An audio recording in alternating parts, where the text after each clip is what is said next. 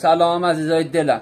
آقا این سری من هیچی نمیگم، خودتون قضاوت کنید. چون اون سری در مورد هادی چوپان گفتم نظر خوبی نگرفتم، خودتون ببینید. انا بیبی متوجه هستی؟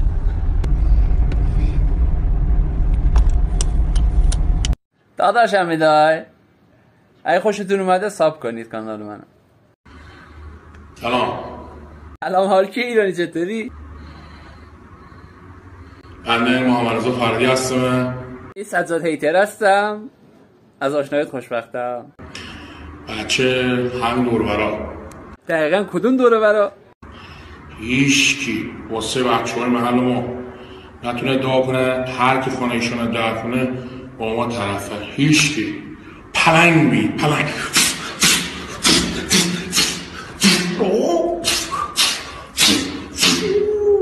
خب بروزعلی اومده، نکشی ما رو.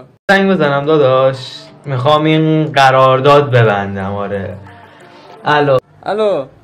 kimdi؟ سلام خوبی داداش؟ سلام جان، چیه؟ اون پنت هاوس چقدر بود قیمته؟ اون 30 میلیارد. آره ستون. هم چیزی نیست که بابا، 30 میلیارد چیزی نیست برام. هم آخه بچه جون میدونی 30 میلیارد چند تا نقطه داره؟ اون ماشینه چی 7 میلیاردیه؟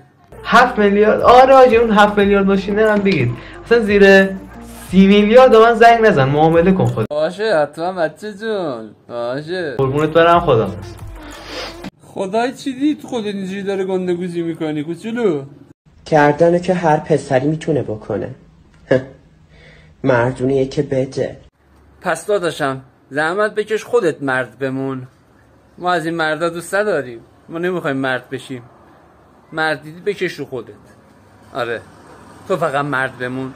من قابلیت این دارم حامله بشم و الانم حامله هستم. ناموسن حامله هستی؟ نکنه جبریل فوت کرده تو؟ ولی نمیدونم پدر بچه کیه. اولا اینکه این ویدیو رو بفرست به پدر بچه. آقا کسی میدونه این جبریل کجاست؟ بیا فوت کردی بچه حامله شد. من کمک کنید با این شرایطی که از من میشناسید که منو دونید که 18 سالم 16 سال دارم میدم.